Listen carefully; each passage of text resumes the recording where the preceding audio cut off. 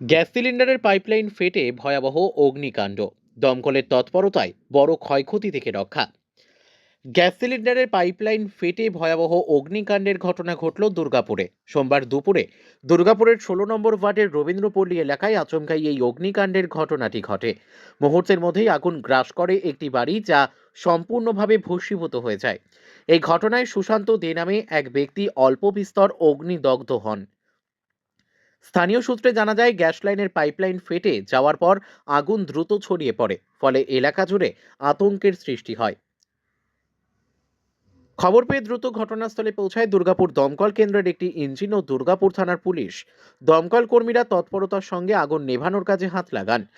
দমকল কর্মীদের সাহসিকতা ও তৎপরতার জেরেই এই ভয়াবহ বিপর্যয় থেকে রক্ষা পেল রবীন্দ্রপল্লী এলাকা। এই ঘটনার মাধ্যমে ফের গ্যাস ব্যবহারের সতর্কতা ও নিয়মিত নিরাপত্তা পরীক্ষার প্রয়োজনীয়তা স্পষ্ট হয়ে উঠল। সামান্য অসাবধানতাই যে বড় দুর্ঘটনার কারণ হতে পারে, তা আবারও চোখে আঙুল দিয়ে দেখিয়ে দিল এই ঘটনা।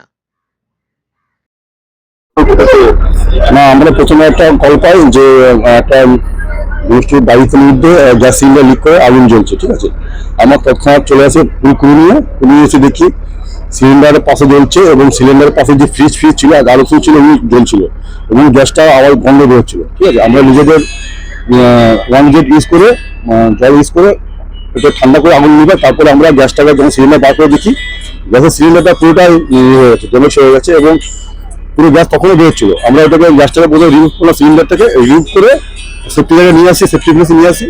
তখন খবর পেলাম যে ওনার যে রান্না করছিল, রান্না করতে করতে ওনার সামান্য বার্ন ইঞ্জুরি হয়েছে। ওনাকে প্রাইভেট ভেহিকলসে আমাদের আসা আগেই ডিএসপি হাসপাতালে ট্রান্সফার করা হয়েছে। উনি এখন আপাতত ঠিকই আছেন।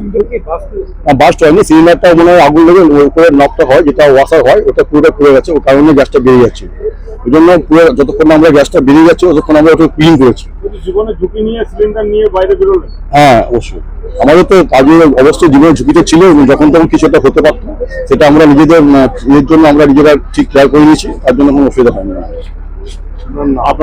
আমার নাম সাব অফিসার রিপন বড়ুয়া। আমি খবর মাত্র ছুটে এসে দেখলাম যে ঘরে দাও দাও করে আগুন জ্বলছে, ধোঁয়া চারিদিক ধোঁয়া হয়ে গেছে। পুলিশ ইতিমধ্যে এসে গেছে, 2 মিনিটের মধ্যে ফায়ার ব্রিগেডও ঢুকে গেছে। ফায়ার ব্রিগেড ঢুকে যাই হোক, এখন আগুন নিয়ন্ত্রণে নিয়ে এসছে। একজন অল্প আহত হয়েছেন, ঘরের যিনি মালিক সুশান্ত দে, তিনি রান্না করছিলেন একাই। এবারে গ্যাসের পাইপ লাইন হয়তো লিক থাকার জন্য হয়তো আগুনটা ধরেছে এবং পুলিশ এবং ফায়ার ব্রিগেড তৎপরতার সাথে তারা আগুন নিয়ন্ত্রণে নিয়ে এসেছে। এখন মোটামুটি ঘর মুক্ত হয়ে যাবে, আগুন মুক্ত হয়েছে এবং অনেক কিছু পুড়ে গেছে। ঘরের জিনিসপত্র, ফ্রিজ যা ছিল সমস্ত কিছু পুড়ে গেছে। সুশীল চ্যাটার্জি, প্রাক্তন কাউন্সিলর, 16 নম্বর ওয়ার্ড। এই আমরা পাড়াতেই ছিলাম, এখানে একজন মানুষ তিনি কিচেনে রান্না করছিলেন। রান্না করার টাইমে গ্যাস কোনো কারণে লিক আউট হয়, সেই কারণে রুমের মধ্যে, কিচেনের মধ্যে আগুন ধরে যায় গ্যাস থেকে। তো আমরা যখন পাড়াতে সবাই ছিলাম, আশাপাশি বাড়িতেও যারা ছিলেন তারা আমরা সবাই মিলে আসি, দেখলাম জানলা দিয়ে কি যে হ্যাঁ আগুন ধরেছে। তো ফ্রিজের মধ্যে কিছুটা আগুন ধরে যায়, যার জন্য পেছনে শর্ট সার্কিট থেকে পেছনে ফ্রিজটা দাউ দাউ করে জ্বলতে থাকে।